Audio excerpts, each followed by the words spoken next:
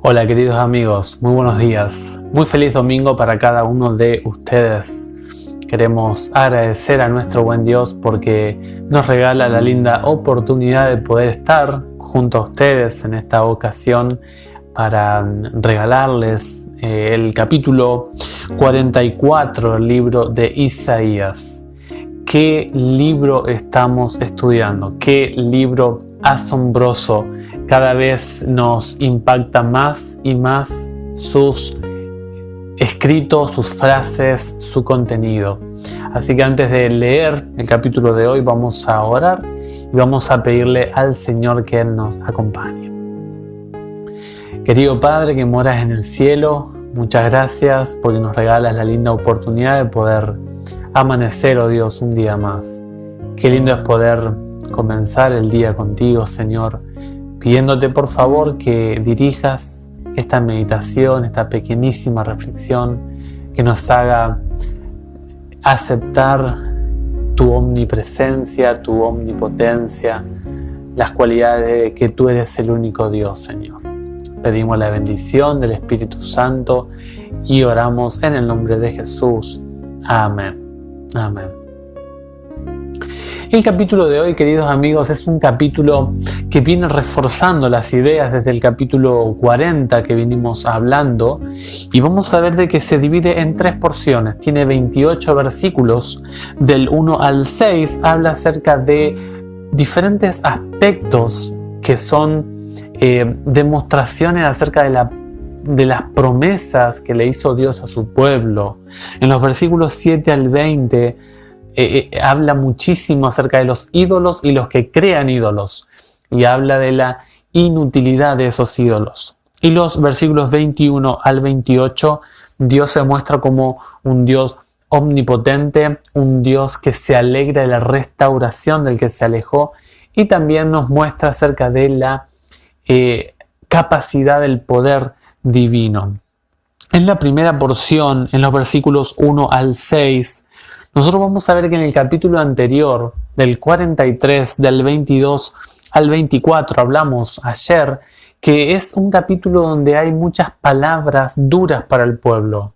Dios hace un llamado de atención al pueblo y le dice: pueblo, te cansaste de mí, me trajiste un culto que no era de corazón.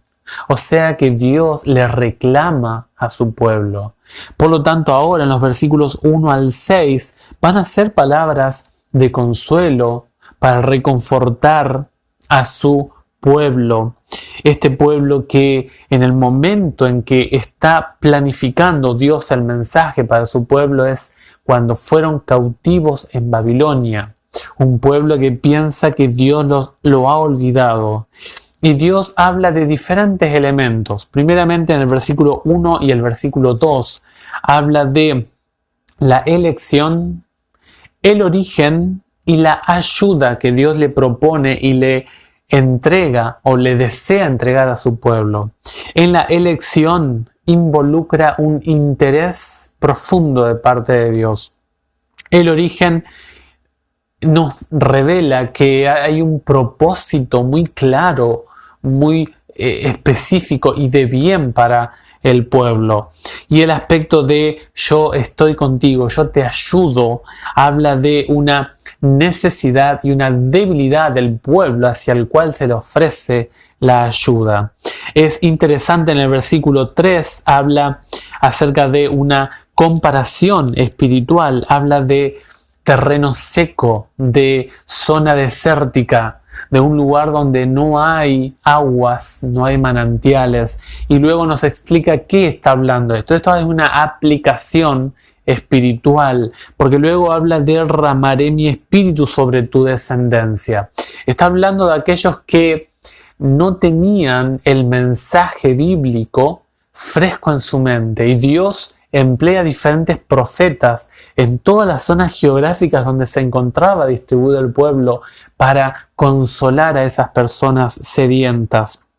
Dios promete una bendición para la descendencia judía. Por eso yo creo que a los judíos actualmente les va muy bien en lo que hacen.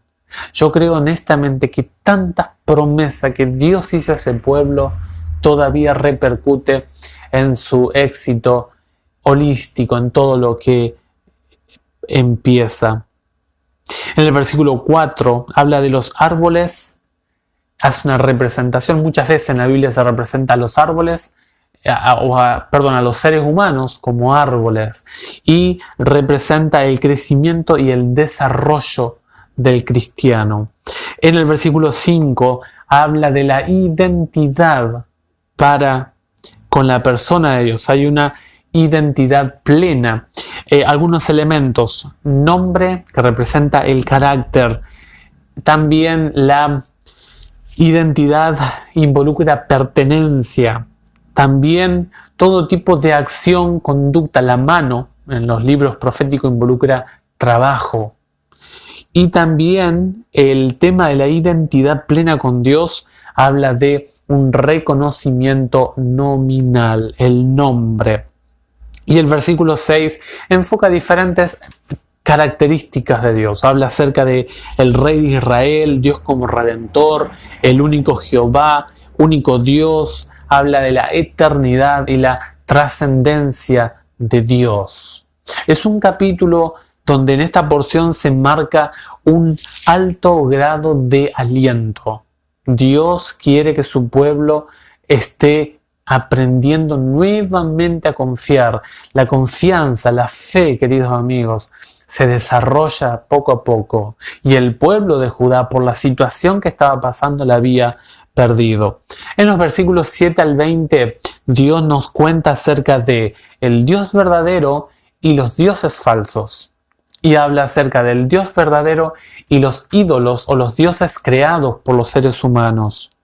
El versículo 7, Dios como que pelea con los ídolos, ¿no? Versículos 7 y 8 habla acerca de quién conoce el futuro, si hay otro Dios que se presente, que hable con él, que se defienda. Y Dios termina diciendo: yo no conozco nadie que pueda describir el futuro. Ni las cartas, ni el horóscopo, ni la astrología, ni la bola de cristal, ni hechiceros, ni adivinos, ni encantadores. Todo este tipo de elementos que hay en nuestra sociedad, queridos amigos, amigas, hermanos, no son más que nada. Dios los cataloga como algo inútil. Miren algunas cosas que Dios declara acerca de los ídolos. El versículo 9 habla de que son sin valor, son inútiles, no tienen una utilidad. El versículo 10 pregúntanos: si hay algo inútil, ¿va a ser de utilidad para mí? Si partimos desde la premisa que algo es inútil, ¿cuál va a ser la conclusión al tratar de emplear eso inútil? No sirve. El versículo 11 habla de que quien sigue a los ídolos será avergonzado y también confundido. Es interesante que los versículos 12 al 14 habla de la arquitectura de cómo crear los dioses, cómo el ser humano dedica esfuerzo, cansancio, transpiración. Y luego uno se pregunta ¿por qué? Porque en los versículos 15 al 17 dice que antes de hacer ese ídolo, el ser humano lo que hace es emplear la materia prima inicial para hacer ese ídolo, para calentarse, para alimentarse, ¿no? Y es como que Dios dice: miren, seres humanos, habla de, en los versículos específicamente 18 al 20, le dice: seres humanos, ustedes han perdido la cabeza. Tienen embotado el entendimiento, tienen torcido el intelecto. ¿Se acuerdan allí cuando Dios llamó a Isaías en el capítulo 6, versos 9 y 10, le dijo: este pueblo es un pueblo ciego, sordo. Es un pueblo que no querrá escuchar. Y acá se está describiendo la actitud de la razón de estos hombres. Fueron mentes perversas, depravadas.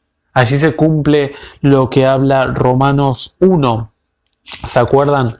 Habla acerca del extravío. Romanos 1, 21 al 23 dice que los intelectos de los seres humanos, en vez de dar gloria al Creador, que tuvieron la oportunidad de conocerlo, no le dieron honor como Él se merece. En los versículos allí 15 al 17 muestra claramente que un ídolo no puede salvarse a sí mismo. Si no puede salvarse de ser destruido por la mano que lo formó, ¿cómo va a ayudar a quien le está pidiendo ayuda? Es un ser inerte, le dice Dios. Es una necedad tener un ídolo. No hagas eso, dice el Señor. No pierdas el tiempo. Yo no conozco otra roca, dice el Señor. Soy la única.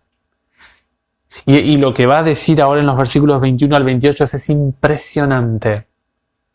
¿Saben? Dice allí en el versículo, por ejemplo, 21 y 22. Acuérdate de esto, Jacob, porque tú eres mi servidor Israel, yo te formé. Tú eres mi servidor Israel, yo no me olvidaré de ti. Tengo planes. Yo te amo, dice el Señor. Yo he disipado tus rebeldías como una nube y tus pecados como un nubarrón. Vuelve hacia mí porque yo te redimí.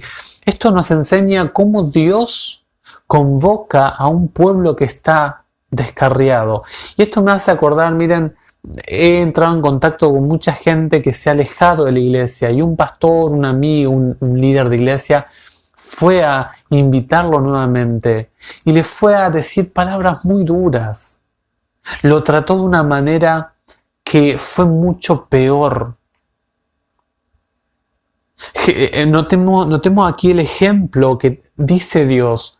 Querido amigo, si usted se alejó, Dios lo espera nuevamente.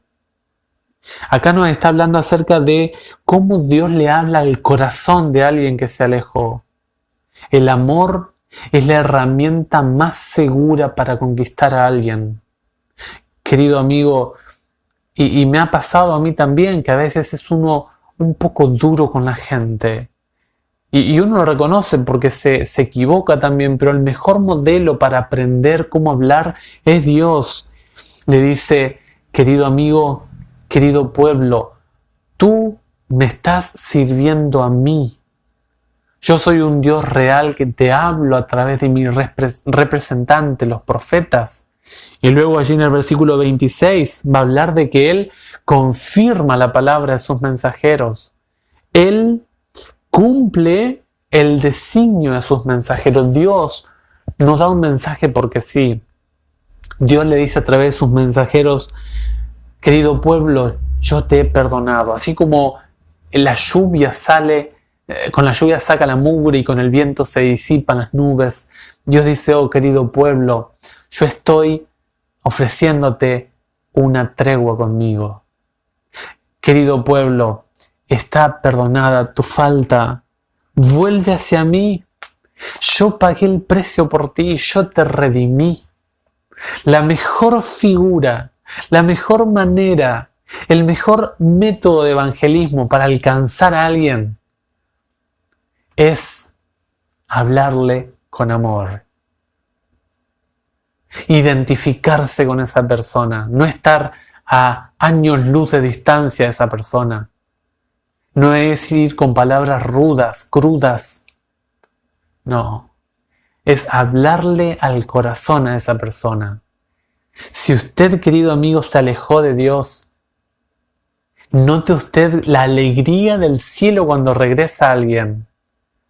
La razón de adorar a Dios no es porque estoy en una iglesia. Es porque reconozco y percibo que tengo una razón de ser, que no fui involucrado en mi vida espiritual por casualidad. No es que llegó Dios por casualidad a mi vida. Mi existencia tiene una razón de ser. Y si usted se alejó, haga lo que dice el versículo 22. Vaya a Dios porque Él la redimió, porque Él lo redimió, porque Dios nos redimió. Y ahora cuando el pueblo entiende esto, Dios dice, griten de alegría, cielos, porque el Señor ha obrado. Aclamen profundidades de la tierra, montañas, prorrumpan en gritos de alegría, y tú, bosque, con todos tus árboles, porque el Señor ha redimido a Jacob y manifiesta su esplendor en Israel. Dios aquí nos está describiendo cuando alguien regresa a Dios. Allí Jesús lo dijo en Lucas 15, ¿se acuerdan? Hay gozo en el cielo cuando un pecador se arrepiente. Hay alabanza. La naturaleza entona una armonía, una sintonía de gratitud, de honra, de loor a Dios. Cuando la gente que se ha ido y se ha alejado vuelve a redisfrutar del amor, de la misericordia y de la gracia divina. Qué alegría que hay en el reino de los cielos. Y allí en el versículo 24, Dios dice, querido pueblo, confíen en mí, yo soy el Creador, yo les di vida a ustedes. ¿Quién estaba conmigo? Nadie, soy el único que hago esto. Yo hago fracasar los planes de Babilonia. Este mensaje es siglo y medio, no, un siglo.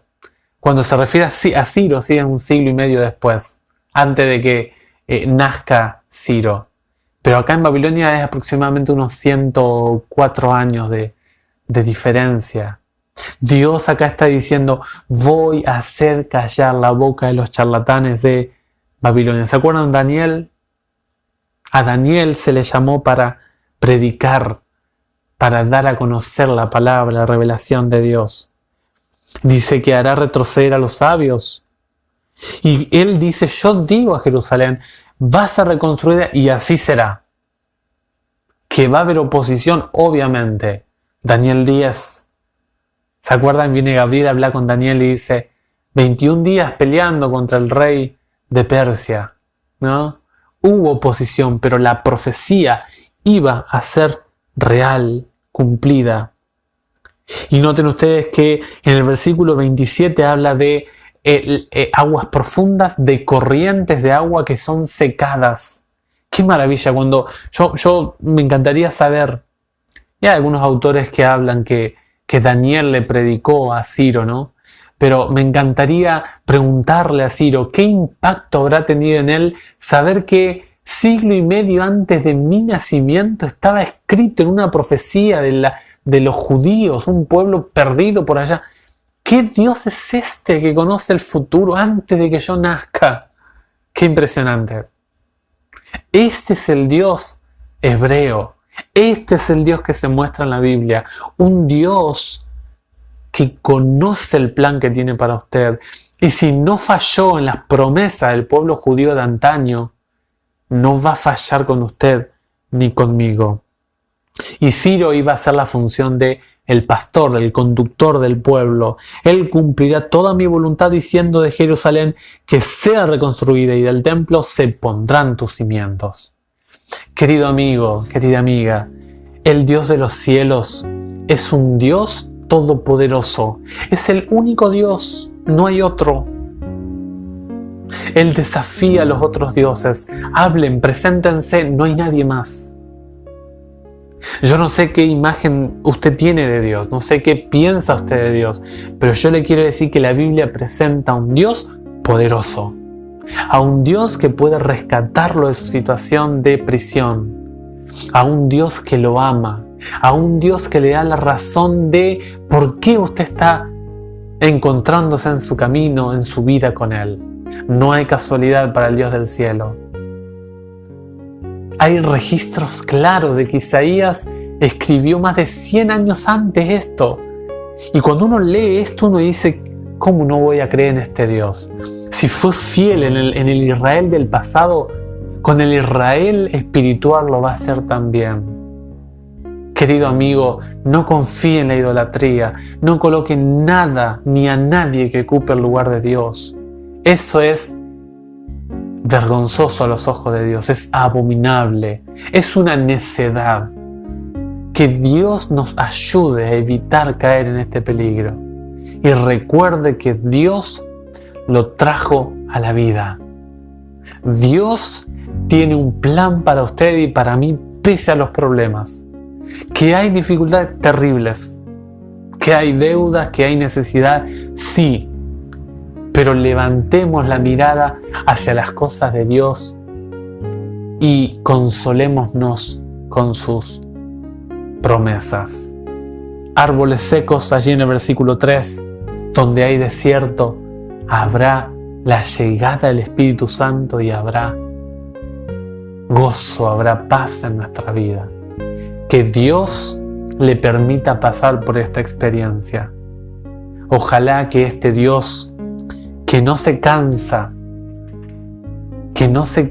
de decirle a su pueblo que tiene un propósito para él, sea también el mensaje para nosotros en este día. Dios les bendiga y que tengan feliz domingo hoy.